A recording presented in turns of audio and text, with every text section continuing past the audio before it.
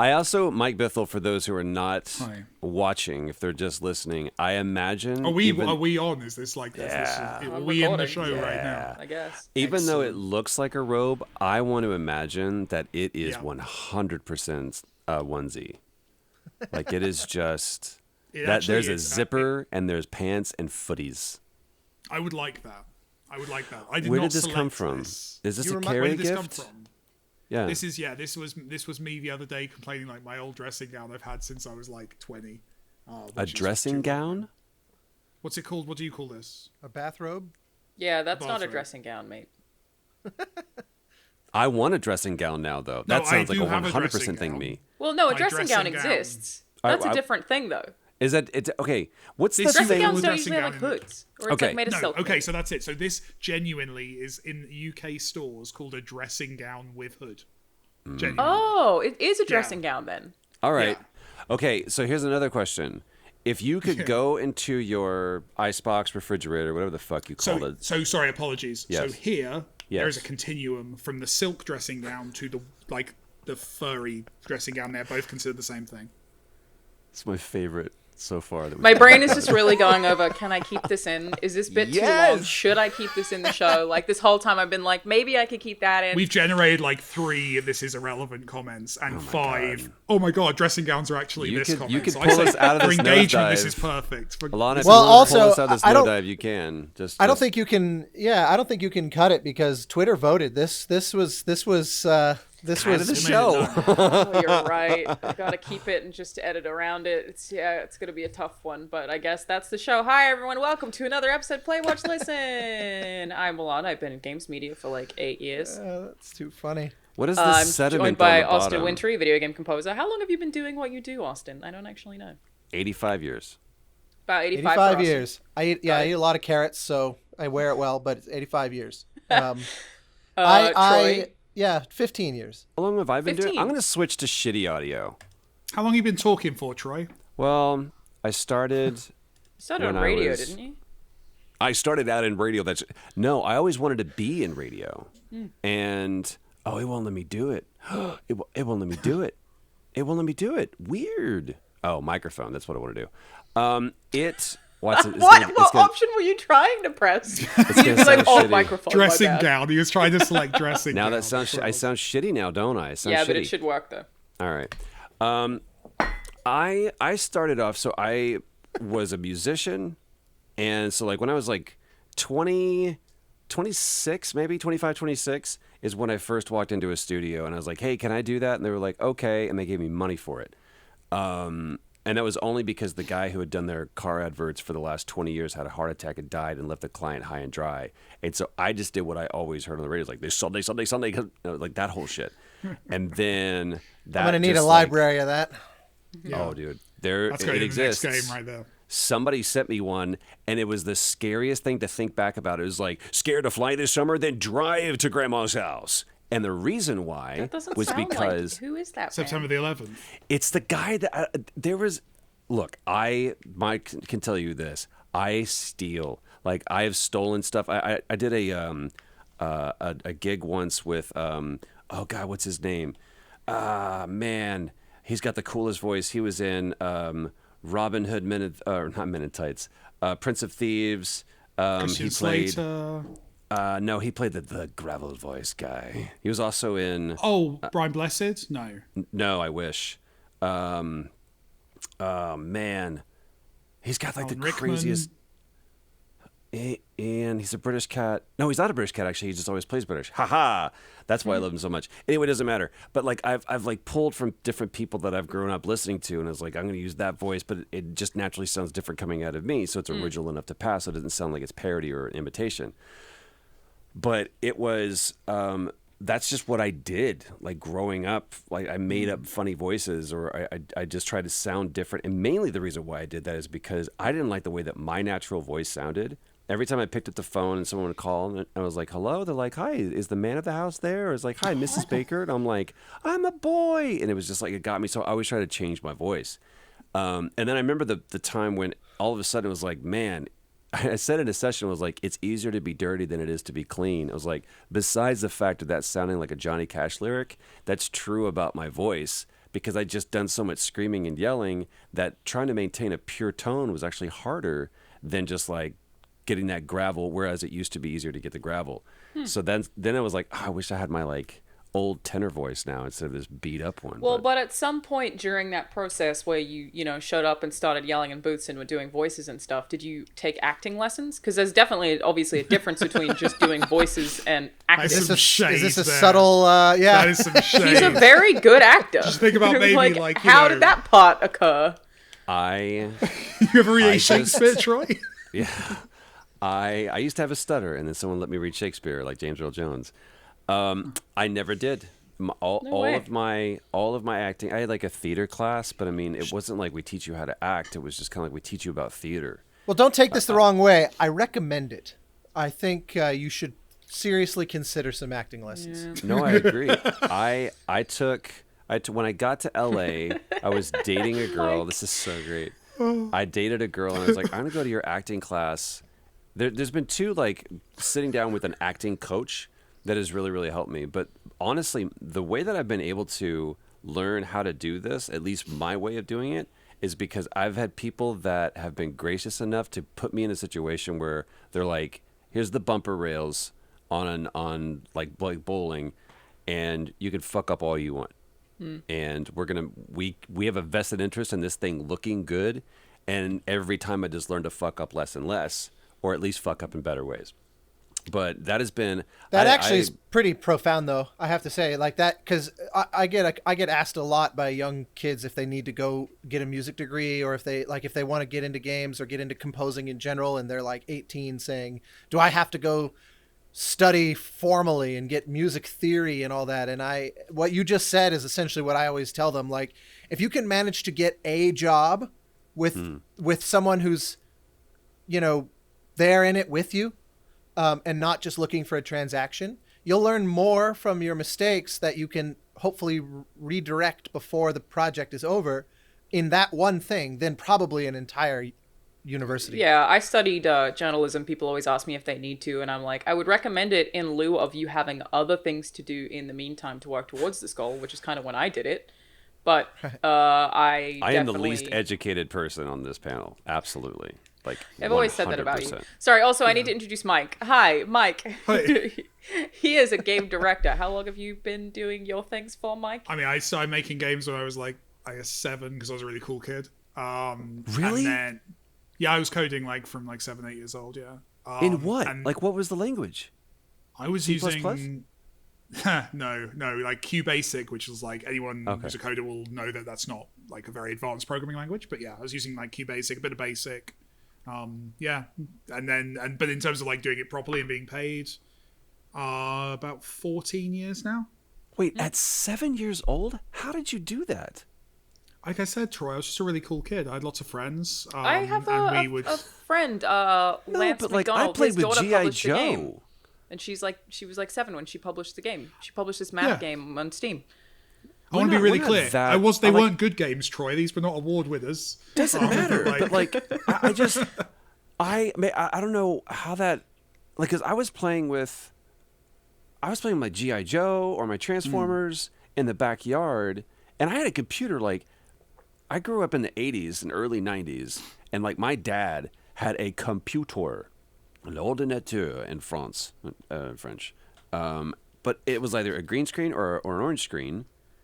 But like I wasn't going in. I was learning how to play games. I was playing like. So I had a big advantage so I'm second generation coder. So my dad was a programmer as well. So he was bringing home computers, and it was something we did together. My father, in this outfit. my dad. My father. My father was a coder, and his father before him, and you're gonna be a coder too. You hear me? But like, if we want to talk about like misadjusted youth, my favorite fact about my childhood, and there are many, is I've missed out on a lot of my what would you call primary school in America? So kind of from the age of like That's Grade elementary. 9 to 11 years Elementary old. school. Elementary. I would be able to do that if I was wearing a dressing gown. I'm going to keep mentioning it, so you have to leave it alone. So I missed out on a lot of my elementary education because I was the only kid in the school that knew how computers worked. So whenever there was a tech problem, I would be taken out of class. Wait, and I'd you be were the asked to- IT? of your I was the school? IT guy at my elementary No school. way. Move. So All there- right. so now here's what every you now want. and Don't again, change I'll your be- TCP/IP settings. It comes up like once every 5 years. I'll just be having a conversation with someone, and it'll turn out like that I don't know, like something really rudimentary, like division. It's not that bad, but like Can't tell the time. There'll be something like just something that everyone Wow. would know. You've been And I mislabeling don't blue because I and was- red. You've been reversed on those Yeah. for the last 20 years, and I no just one's have ever these- told these you. Never really learned. weird, like rudimentary skills that I'm missing. Cause, Wow. Because they literally just use me as tech support. Yeah. 'Cause And Well, I some like how we got point- into our backstories at episode 22. Yeah. Finally, Is it right? 22? Ah, fuck! This I is mislabeled 22. this wrong. this is the bottle episode with all the flashbacks that you get to, like once Oh, people are man. invested. You're wearing a in robe, the everything's season. off kilter. I don't know what we're doing. It's Uh, What I love is the George Costanza-ness of you being you're ensconced in velvet right now. You've definitely you've got the my comfort gives no fucks to anything else, and it's just hats off. I've gone to every meeting I had today dressed like this. God damn right you It's- have. It's That's been sexy. solid. beautiful. Wait, is it not just like hot where you are? I live in You don't England, care. Troy. I live in England. So I've been quite cold. it's been hot. Like it was like one of the last times I was there in the summer, it was like 40, 41. It was hot. Yeah, You know what else is to be hot? fair, it's quite cool today. Yeah. Jin's ass when he gets in Hey! and on set. All right, Hey, I'm look. bringing it around. It goes to Tsushima finally. Also, after last week, I believe the colloquial term for it is sushi. No, it isn't. You been playing sushi? No. That feels wrong. That It feels like something we so should wrong. it's It feels so another redu- word. I've been calling it Ghost. I think Ghost works also. Ghost But was But I think way sushi better. is cuter. So, you win some, you lose some. No, we're not going to do that with this game. Have you guys all played it? Yes. Yes. I like it There's who's going first? You, I guess. because you were speaking. That like epilogue or prologue that happens, and then that's one of the best like opening sequences. Like when it cuts He to that burned title that screen. guy. Huh? He burned that Oh, guy. dude! First of all, he can do no wrong to me. I loved him in Deadwood, but just the way that he came out is just like, He's fantastic. He's a It's really, like, really good villain. Yeah. He, if I haven't gotten to the game yet, but if they can get one cocksucker out of him, I will be so happy. Just because that is, or if he says, I mean, hang die, he wouldn't say. Well, I guess he could say hang die. If you're not a Deadwood fan, you have no idea what I'm talking about. But just that not only is that, it felt like to me Force Unleashed, where you start off as such a badass, and I felt like I could do anything, and then we're gonna like slowly reduce back until you gain up. I have a total confession. I thought it was Ghost of Tsushima. So when he dies to me on the beach, I was like, oh, cool. I'm going to be a ghost. And like, Yuna's the only one that can see you. So I thought it was a literal ghost. I was like, I can see this happen. Like, you can get supernatural abilities. Oh my You'll be able to God. like, I love and there's that. like, no. It's just like a metaphor, an allegory. I was like, oh, never mind. But Amazing. the thing that I'm just talking about, like when that sweeping, swelling score comes up and you're riding through that field, and it was like Ghost of Tsushima. I was like, It's I got amazing. goosebumps. I was like, Yeah. I am in. This is going to be an epic adventure. I was so ready for it. A lot of people have been saying it's a perfect palate cleanser after coming off The Last of Us Part 2, to which just like, right. The best description that I've heard, and I scan with this completely, it is Assassin's Creed meets Red Dead Redemption with a little sprinkled bit of Red Dead Redemption with Shadow of Mordor, heavy, and Breath of the Wild. Yeah. Like, all of those things to me is like that. This to me, the best part about it, and there's a mechanic that they use with the assassination that I thought is really, really cool. There was like, here's something which feels like a sucker punch game, but it's really a weird choice to do. It's a dangerous choice to do, where you say, here's a mechanic that is fundamentally, diametrically opposed to the character. Do you want to do that? That's super dangerous to do. And the fact that they balance that really, really well, this feels to me like Sucker Punch spent the last 6 years really thinking about who they are as a studio, what kind of game they want to make, and iterating, polish. It is just such a huge step up from even Second Son. I feel like one of the I mean I agree with literally everything that you've said. I got chills in that opening sequence as well. I totally agree with Red Dead Breath of the Wild. Mordor is, and Assassin's Creed is the perfect way to describe it. It takes little pieces from all of those. One thing that a lot of people criticize, that has also driven me nuts, is the lip sync is off. Yeah. Including with the English. So yeah, I noticed that. Like, I don't know if that's a question you can answer. How does that happen? I mean, that to me feels like an engine problem. Interesting. That's I was going to something say, is that an Mike can animation speak to. issue? Are you saying with the English? Say again, sorry. The mouths don't move in sync with what they're saying, even in the English version. And I played my first time in Japanese, and that it is weird playing a game with Japanese people in Japan, but their mouths are moving for English, but they're speaking Japanese. It's strange, but you know, it's funny. Tolerant. I assumed that when I was noticing that it was because they had recorded everything in Japanese and that the English was essentially an overdub, exactly like a movie. I assumed that was the case. If you go to Japanese, it's not in sync then either? No. I don't think they recorded in English. Japanese. I don't think they recorded in Japanese. I think that they would have recorded in English. Yeah. I think they shot in English and dubbed in Japanese, would be my guess. Yeah. Correct. I'm gonna have a conversation with Daisuke, who played Jin, and I'm gonna ask him that. He was streaming last night, and it was so good. Yeah? There's this part where he finally sees his own butt, and he goes, "Yeah!" Why am I saying yeah to my own ass? It's just like, it was very, very sweet to watch. Yeah, he seems like a really good guy. The thing that Sucker Punch did, and it started, I think, with Second Son. Like, every day that we would go into set, we went down and did the most intense facial scan that I'd ever done, because they wanted likeness. And once we knew that we were going to be a launch title for the PS4, they were like, we're going to be able to have the fidelity that we really, really want.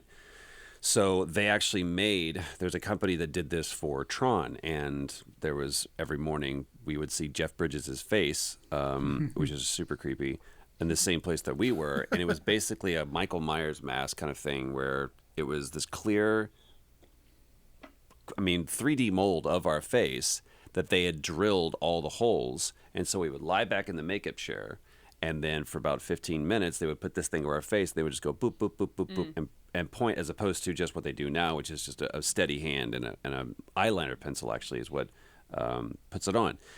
So it was this really rigorous process. But if you looked at a close-up version of the model, it was like, holy shit, that the fidelity is great. The problem is, once you get that in engine, you have the advanced warfare thing, and a lot of people did this, where it's like those models look great in their cinematics, and then they go to the end game, and it's like this huge disparity between those two. I feel like what they did was, there's a couple of money shots that they used where they put a lot of money and resources behind those great shots because the models look great, but then by and large, as a philosophical choice, they said it's far more important for us to make sure that we're using as close to the models as we can, both in cinematics and in engine, even if that means it looks a little early PS4, then try to really, really crank this, this engine to they could spend their resources in other places. It's a huge open world game. There's a lot of other things that they need to serve other than the models looking like one-to-one. Mike, would you agree that's probably what happened? In terms of meshes, yeah. In terms of like the specifics of the lip sync, I actually don't think they're doing a lot of mocap lip sync. That's my read. I think as you say, they're doing that for like that great epilogue cutscene, a few other places, but I think the bulk of it they're using an automation process. Which shot a lot. I know for a fact that they shot a lot, but there's also a lot of stuff that happens in the Shadow of Mordor kind of presentation. I was going to refer to Shadow of Mordor, because Shadow of Mordor was brilliant in its use of but either of them used amazing automation, which is an off the shelf solution now that I've taken a couple of meetings with them, and they always show the video of the orcs from that stuff. But this is automated lip sync, so automated facial performance. So what you do is you capture kind of the key facial expressions and the key phonemes from you guys, from the actors, and then essentially you automate. You can basically, it's kind of like stitching those together to make performances. it's good enough in a lot of cases. And for like open world games where you just have so much content, it is a system that can be used. And I feel like a lot of what I'm seeing in Ghosts is using that approach. And then the actual kind of the performance-driven lip sync is being used in very specific places for cutscenes that are of high value. There's a very noticeable jump in quality every now and again for one of those. There's actually 3 tiers from what I can tell. There's like the amazing pre-rendered cutscene, which is the epilogue, and a few others. You've got one which is a simple kind of character art swap out, which is kind of the Naughty Dog are excellent at this. The kind of the swap out of the high res for the cutscene, and then you've got what used to be called camera cases, but I think that's an outdated task now, where they're literally using the in-game character model for some of the cutscenes as well. So when you're for side quests, for example, that mid shot where you've got you talking, that's just the in-game character model. And honestly, in terms of like the facial stuff that's going on in that model, probably you've only got a few bones to do facial animation. So you're literally just raising and lowering eyebrows and talking like this. And you can they definitely also as a cut player to a wide camera a lot of times too. They'll do that to hide it. Mm-hmm. There's something that just for the people watching may not know, like when you go to Phenoms, it's like they literally. There used to be a phrase that we would say. It's kind of like the quick brown fox jumped over the lazy dog is something you can use every letter on the keyboard. There was the same thing that we would do, and it was like old Delilah brings some butter. There was like all these things that would exactly what Mike's doing. It would make your face move in such a way.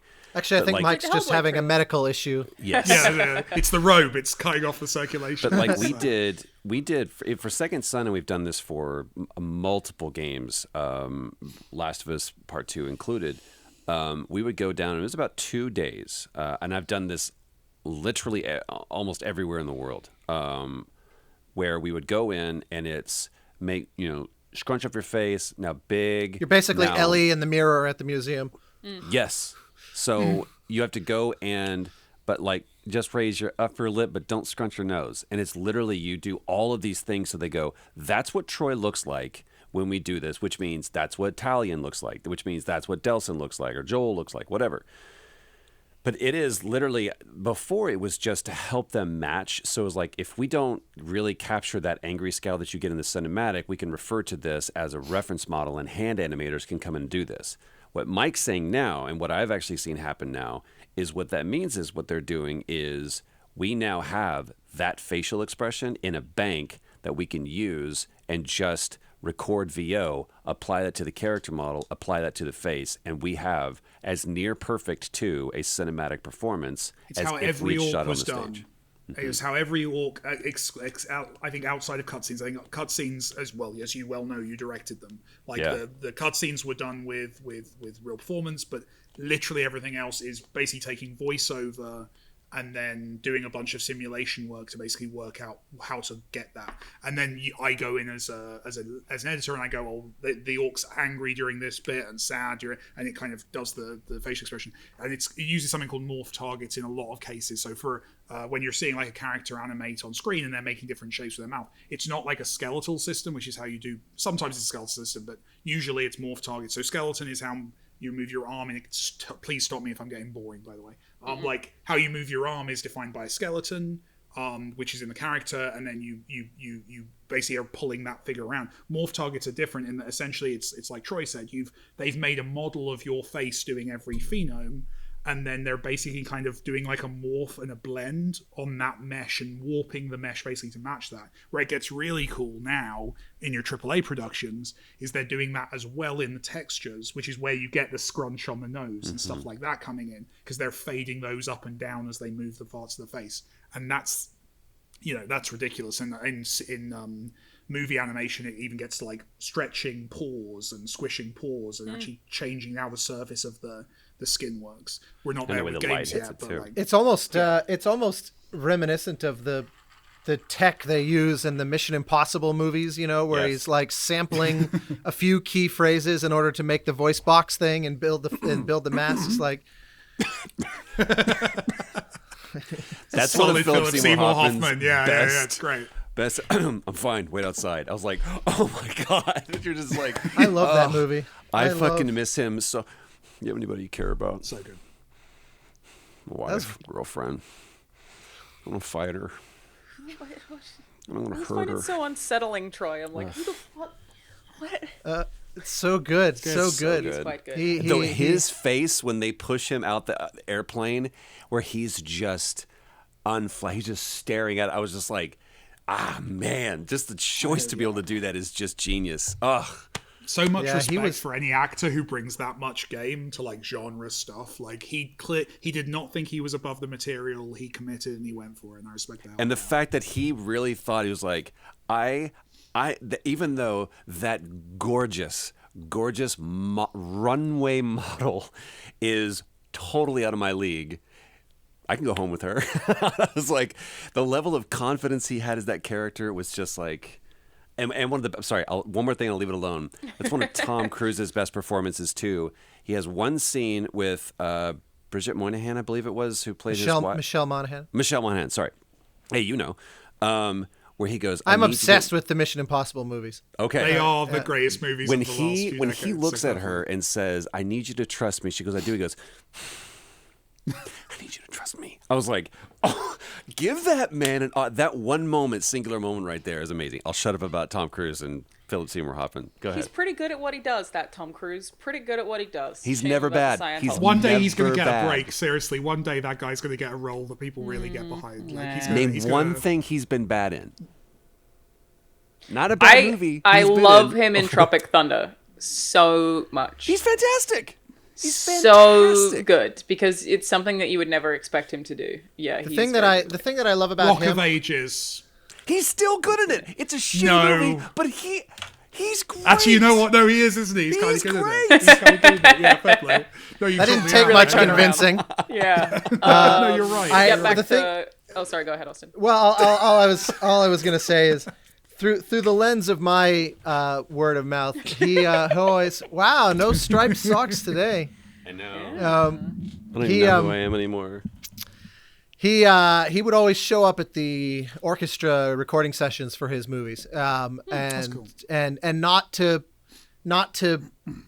like steal the focus or to make it about him. It was like, as the headliner inevitably and one of the producers, he takes that role seriously. And I've always heard from folks that were working on those films that he's invested. He comes to director sessions for cue playback. And again, some producers are there to just throw their weight around, but he's like, I care. I saw an interview with him where he said he seems like a real fan of cinema, right? I get that impression. I obviously, yeah. I've never met him, but I don't know much about him. But I did once see an interview with him where he described it as like a sacred trust. He goes, if there's a movie that I'm starring in that's in theaters and someone's going to go pay $10 or whatever to go see it, they're basically trusting me with their 2 hours, and I don't take that lightly. And so it's like every detail of this needs to be everything that I can possibly offer up to make that a justifiable use of their time and money. And I feel like he really lives that. It's like all the Scientology stuff, he may be completely off the rails in certain aspects, but professionally, he's so committed and he's so good. Yeah, I feel like I like him in Ghost Protocol, which reminds me of the game Ghost of Tsushima, which I personally thank you. Mike, what did you think of it? I like it. I think it definitely has a very strong opening. I think that's absolutely like undeniable. I think as it goes on, it's a little sparser. It kind of feels like it's in the kind of the Days Gone, the kind of Shadow of Mordor kind of scale of open world game, where it's kind of, or Mad Max. It feels a little bit smaller than I would expect from like a first party, but like I thoroughly enjoy it. Like, and then I think crucially, it's just the exact game I need right now. Like psychologically, it feels like it is a game in kind of with respect the way Last of Us 2 probably wasn't the kind of game that my psyche needed right now. Like Ghost of Tsushima is a very relaxed good It's place pleasant. to go and visit. So it's pleasant. And I think it's the game of the moment in that sense. I think Yeah. it's the right game for me to be playing right now. It's relaxing to me on that. But yeah, mechanically I love it. I love the pace of the combat. I think that's fantastic. That kind of it really is lent into that samurai, very Standoff steady, is very so satisfying. Oh god, I love the the standoffs. come and have a go if you think you're hard enough kind of thing. It's just Yeah. so cool that you press a button and they come out to fight you. I love that stuff. Yeah. But it's still, I sold it to a it's- friend of mine based entirely on the existence of that button. I was like, "You're going to like this game, and I'll tell you why. There is a button. You press that button." I a man keep comes jumping and in. I'm fights you. sorry, but it's like Assassin's Creed did the thing where it's like just kind of like that parrying though is crucial, and when you actually get it right and you find that rhythm, people are talking about it's kind of like Arkham combat system was like not at all. It is way more. I feel like I'm more connected to Jin when I'm fighting because it is all about precision and timing as opposed to just rhythm. I think they did a I mean, I great feel job like with that. it's alchemy in so far as you're right. It's not about rhythm, but it is still about a flow. There, it feels like a dance in a lot of ways to me. The thing Yeah. that gets me though is I don't get perfect parries all that often. I get good parries, but Yeah. not perfect parries. So every time that you do, you're like, yes, nailed that one. Wait a minute. I don't. I haven't seen the difference between a perfect parry and the. Just a regular parry. Yeah. The Parry perfect parries are the como, one where it parry actually Hillis. slows down. But you can still effectively parry and come Like a back from that. standoff. Yeah, that's what a perfect parry kind of looks like when you get a perfect one. But there are never also done just See, I'm parries. terrible at parrying. So am I. I'm definitely I'm over relying on the roll. I'm rolling around in front of every villain. I'm relatively I'm early in the game story, so I think I've not gotten all the cool stuff. But yeah, it's Yeah, cool. It's, you get a lot of upgrades. I went back and I started the game from the beginning again, and it was so difficult because at the start you don't even have the assassinate ability. Really hard to Yeah. go back and start it again and be like, oh my god, I don't have anything useful. I feel like you progress pretty slowly. But it's don't cool. you They've got the like? rock. Sorry, go on. You know, I was gonna say, don't you? If you assassinate too much, then he comes to you and he's like, "You're doing this wrong." I got a cutscene that told me I was killing too many people via assassination. Yeah, I got don't like think I've told had off that, in the you know? cutscene. which I thought was really interesting, as opposed to It is a really interesting choice. Yeah. to, I mean- to cap it, you know, because they always had the I don't know, karma that's system. scripted. So it was like they rewarded the player for going like, you know, douchebag or hero, and to cap it that way and going, you're doing too much. It was like, oh, it's like a hitting But a I governor. love- What does that cutscene Isn't look that? like? Oh, sorry. It was just a really quick kind of flashback to like my uncle saying, "This is you shouldn't be killing people." Okay, I did have a to him. flashback when I started using poison, and they were like, "We don't overuse this." But I didn't know that like that might be sort of unscripted I based think on it's how many doing people some you've killed. kind of tracking, or so that's what one Interesting. thing I love about it, which is again like we're talking about brave choices in this game. Like this is a really brave choice. The movement away from metrics is really interesting. Like the way there's no XP, there is XP. There's 100% an XP system working under the hood. There's 100% of the level ups, but I'm not seeing numbers. I'm not seeing that kind of thing is not encroaching on my experience. I'm building a legend. The And obvious, I know the numbers I need, which is this is going to do it a little bit. This is going to do it a big bit on the menu. You get that kind of intro, but I love that there's no numbers. Yeah, I have no idea. The It's so first, limited. I love the it. first like statement of that I think the game makes is the lack of the in-game minimap, like where it's basically you follow the wind, right? And And that takes some getting used to. Did anyone else? I found that so frustrating for the first like hour. Oh my and god, then no! just I loved went it with immediately. Oh no, it took me a while. I was annoyed of like, so where exactly am I meant to be going? But then the second it kicked in, I was like, I got, forgive me, a little zen. Like I got a little like relaxed into it. I learned to play the game at its own rhythm a little bit, and I think that's where seems really like- kind of clicked for me. it's funny how it seems like they're going out of their way because of that, because of, like you said, the lack of on-screen XP and things like that. They're going out of their way to make it feel as minimally video gamey as possible. But then the funny thing is that in other ways, it's very video gamey. Bitch, I've been out here collecting flowers to buy hats. Come on. Is I'm that cool. why you do it? I didn't know what I was like. It's all right, hats and dies, right? Yeah, sorry, continue, Austin. Yeah. Yeah, well, I find there's a little bit of schizophrenia in that, because I do love as Mike says, I love the Zen quality of the game. It's like immersive is maybe even the better word for it, where the game, the game sort of emotionally frames the experience and then isn't pulling me out with data or XP, like, oh, that kind of guy is worth that much versus that I But earned it's that. doing it maturely. Like, that's my thing, because I always It is really still doing rebel it. against. Obviously I hate it is, but I hate it when games do the whole "we're going to be immersive, so no UI." Screw you! It's a video game. Like, give me the information. I find that genuinely annoying in a lot of games where it feels like they're just kind of arbitrarily removing that stuff. Whereas it feels very finely calibrated. Like, we're going to give you what you need and want at any moment, but we're going to pull the rest of it away. And Yeah, I don't know. a genre where. Dude, I did. That's hard. Yeah. Oh, is that like, do they pull everything off? With Yeah. it? You can't Yeah. even see I like wouldn't the play it like the that. vendors. And I still do it fairly often, and I actually do really like it in this game because they do a good job with visual language. Like the wind but, like, directing you everywhere. But if you do that with Kurosawa mode, that's like I playing couldn't on play it Grounded. for Oh, because more than 10 Kurosawa minutes mode, you in don't even get Kurosawa red mode. icons for when you're being attacked. Like, that makes stuff super hard, yeah. It still I couldn't lights play it. up, but it just doesn't. There, like you said, there is no red icon. But it is like, if you do that with like expert mode and you turn off everything to where it is literally just playing like a movie. It's dope, but it's like, this is fun for photo mode. That's about it.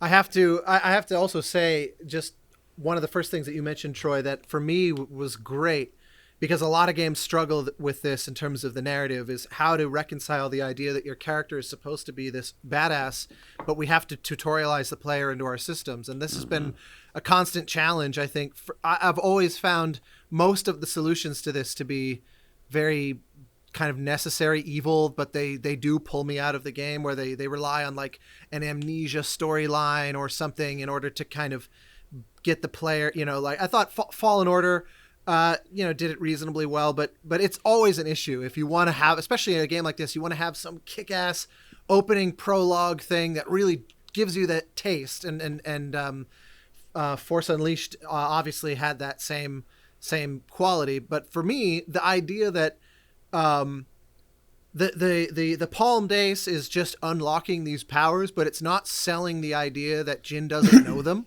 And so so I loved that, because to me that felt like as organic a solution as I could think of, where he is still young, so of course he's still going to be learning, but he knows more than I do as a player. And we flash back to when he's like a teenager learning from his uncle. I thought that's a really great way to wrap narrative and tutorialization together, because obviously, and I'm also now investing in the relationship with the uncle at the same time. And I was like, man, that's really elegant for a game that has to be so driven by systems and just learning all the different sort of tools on your palette.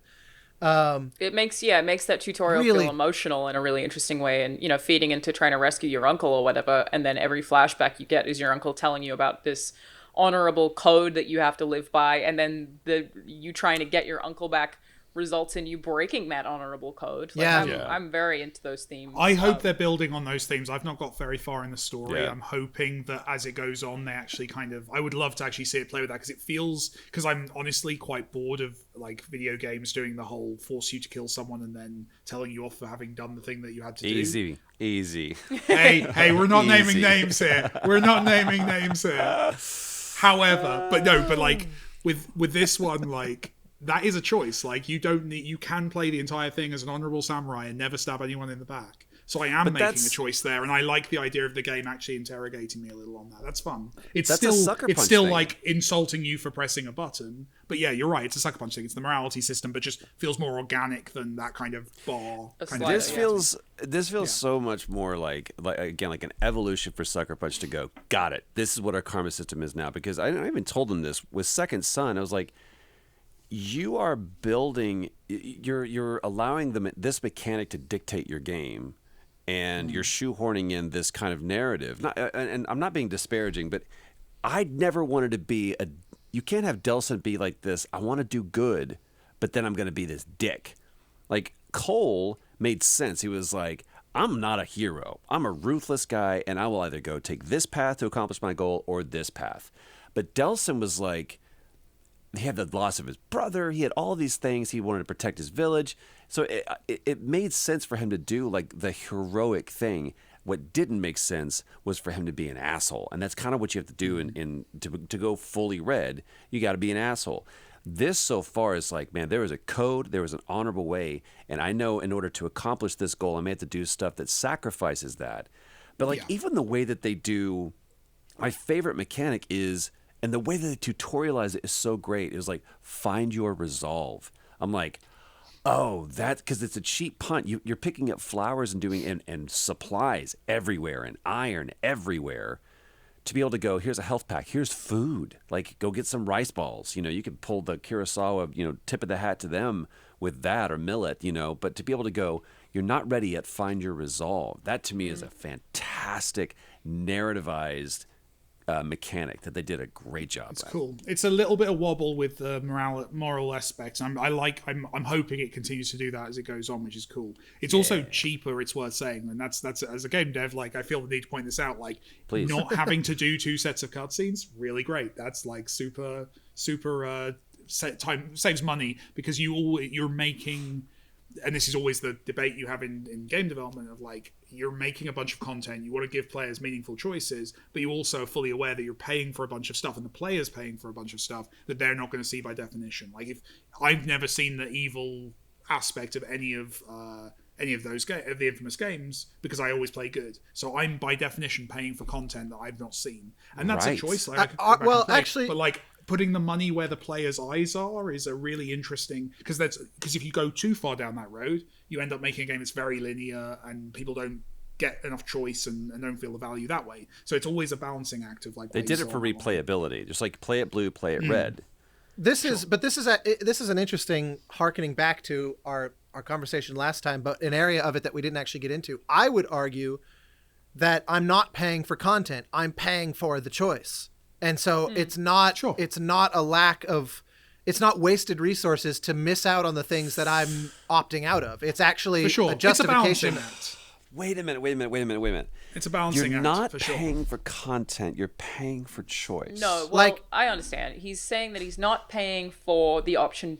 He's not paying to see both. It's the knowledge that it's there. He's paying for the option to have both, but choose the one that he wants. Yeah, exactly. His choice gets value because of that. But do you not want replayability? I'm not pushing against this. I'm trying to understand it. But do you not feel that replayability is important?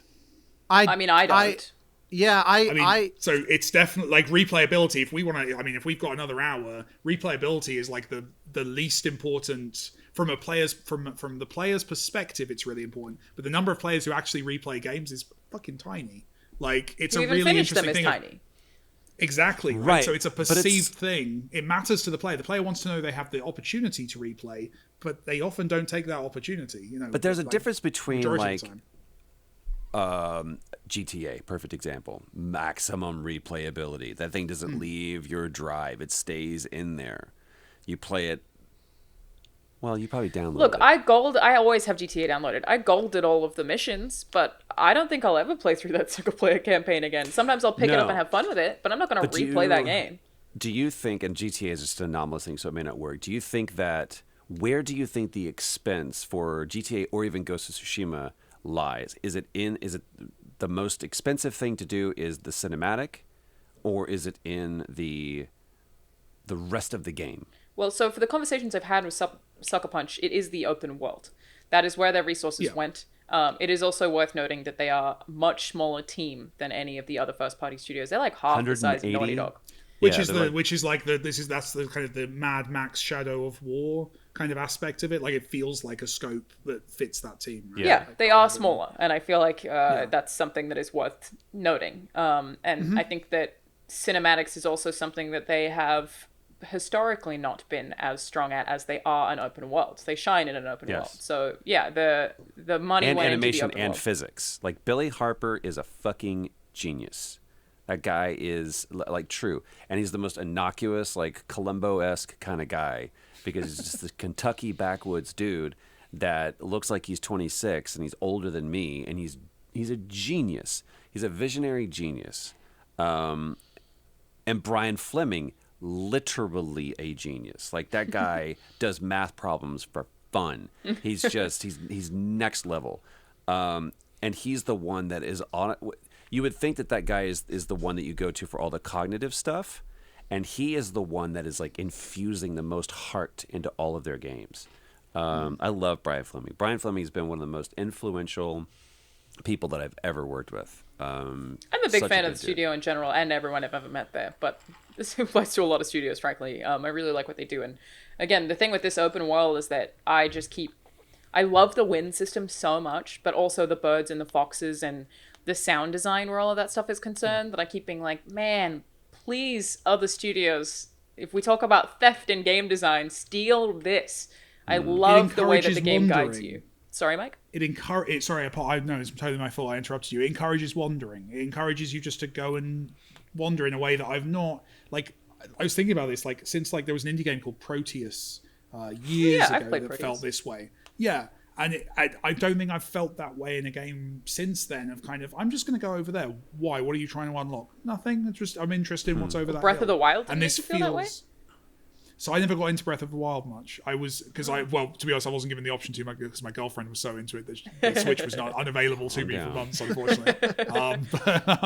Like I've heard that about Breath of the Wild as well, so I do need to get to it at some point. But no, this one just jumped out to me as like, that. I love that, but you also have to have a very pretty open world to justify it, and I think Ghost of Tsushima does. It's also just like little touches where if you're riding through, I don't even know what they would be called, like the long grass that has the like white flowers, I don't know, on the top. Jin will just reach his hand down. Yeah. What's and it just called? Sort of touch them, and like little touches like that I just find this world so stunning and so easy to get lost in, that it shows that that's where Sucker Punch puts their money, and that's what they ultimately specialize in. It's smart as well, because that photo mode and that virality that we're seeing on social media is like, isn't it funny? There's a great business case for that as well. Isn't it funny how the things like you're mentioning, Alana, with reaching down and touching the grass, and like the fact that one of the first things I saw from people, like the day it came out, I think the first tweet that I caught from someone playing it was them saying, can I have a game where all I do is follow foxes? And like, they're just loving that so much, as it's almost like a quasi mini game within the game. Abzu is kind of that. Yeah, but without the open world. Yeah.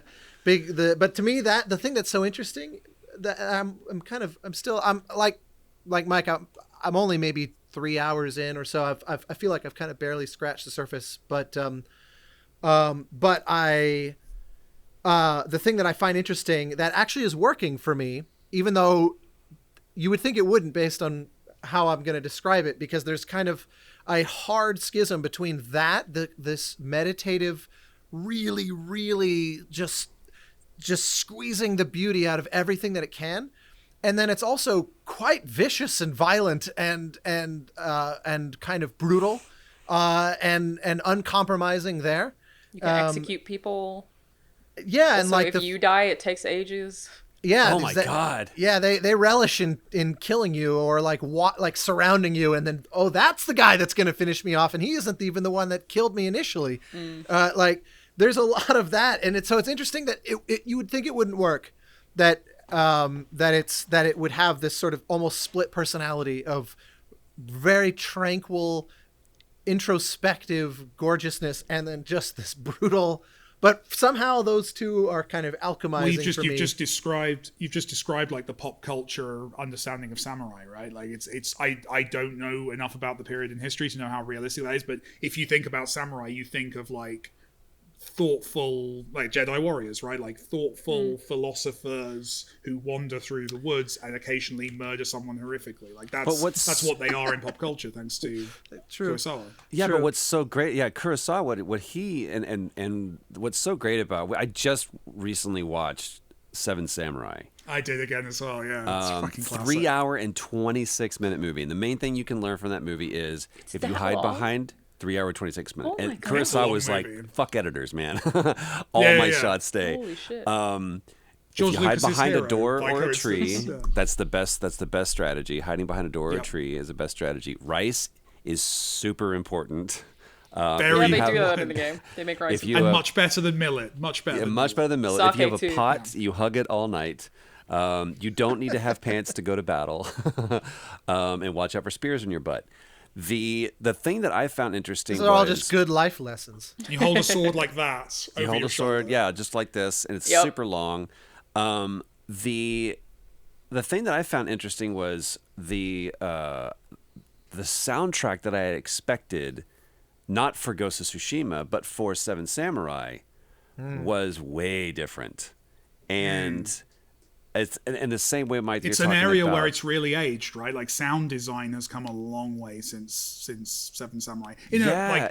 Not to knock it, but like it definitely shows its age in that aspect. You can definitely tell it's a movie from what, the 50s, 54. But I mean, there's other 54. movies that came out in 1954. Like you could even go back to Gone with the Wind was 49. Is that right? 48. Yeah, 49? but some stuff had happened in Japan in the preceding decade. I think that limited their access to.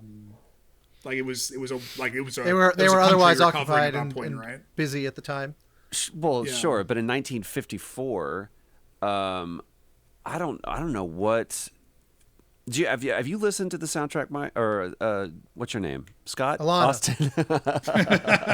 I always confuse which A I am. I'm actually kind of proud that it's worked out that way. That makes me feel, because you and Austin are old friends. That feels really bad. What? That's feels why I can really forget bad. his name. Wait, have you listened to the soundtrack for Seven Samurai? Yeah, not in ages, but yeah. Performance-wise, it's like. Like I could see you going, okay, trombones, we're gonna hit that one more time. Interesting. It's true of a lot of early, like I actually started to notice that kind of thing when I first, around maybe age 17, 18, as I became this was a little earlier than that, I became pretty hardcore into soundtrack collecting. And that was right around the time that there ended up being this, like, union rules and things relaxed a little bit, and so they were able to go back and release a lot of things that had never been released in the past, and especially music from TV that was just like locked up, all these classic shows and even utterly not classic shows, but they had great composers involved. And one of the things that you consistently find that I think is also in evidence here is that this stuff was often slapped together really fast, and no one ever expected there to be a soundtrack album where you could scrutinize it outside of the context of the film or the TV show. So all those blemishes were largely less noticeable, and now it's sort of like horrifying and embarrassing, because now there's just the presumption that everything will get released, basically. And also it's just, it's easier, the fact that we're not recording to tape and time on the studio means, an expense of resources in a very different way. Around 2000-ish, when everything really made the leap to be fully digital, that made a massive, massive difference in terms of the minimum bar for quality that we're able to offer. Because, it's just like you only have so many takes before you've expended your tape budget. And so it's like, I guess that was it, number 3. And we'll try to literally get out our razor blades and cut that section from that tape onto this tape in order to salvage it. But the techniques were very limited. Also, I think you were saying Ghost of Tsushima had 2 composers? It does have 2 composers. Yeah, there's a composer based in London named Ilan Ishkari, who has mostly done movies and TV, although he has done quite a bit of games, including almost all of The Sims, which is a very funny, like, very kind different. of non sequitur. Interesting link. Yeah. So he's had a very. Why would they have had 2? What's the purpose of that? Well, so Shigeru Umebayashi is the other composer, who is basically a very traditional Japanese film composer. And to my knowledge, this is the only game he's ever done, although I could be wrong about that. But generally the way that those would work, which is kind of like the way it worked on The Last of Us Part 2 with Gustavo Santaolalla and the composer of the TV show Mr. Robot, Matt Quayle, who did the other part of the score. The way that it worked is essentially things that are systemic, combat music, a lot of the, quest-related things like that is generally handled by the person who's more fluent in those systems and kind of able to iterate a lot more closely with the developers. Typically, this is what you find. So like combat, I think all the combat music in Last of Us Part 2 was by Matt Quayle, for example.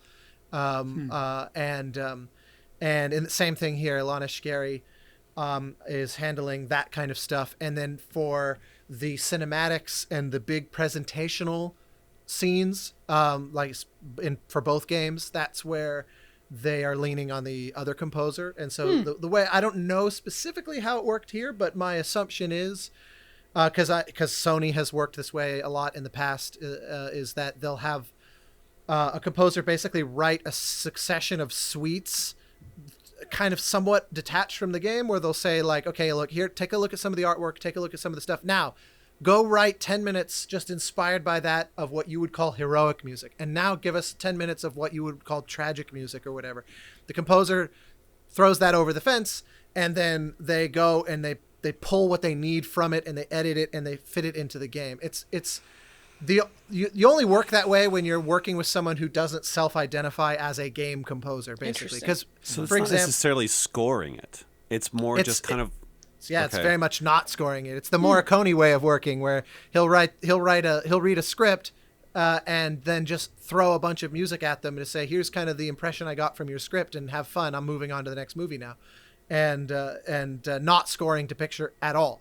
And Gustavo did the same thing. To my knowledge, he didn't do any. He just kind of like, what is at stake in this scene, and what do you need to convey? And they're like, it's this. And like, okay, so we're going to kind of edit around that. It's very different. I remember a friend of mine was the contractor who hired the orchestra on seemingly every major movie, but this particular instance he was working on Indiana Jones 4, I guess, Crystal Skull. The good one. The good one, yeah. We're back at that. Troy's favorite one. And but he said that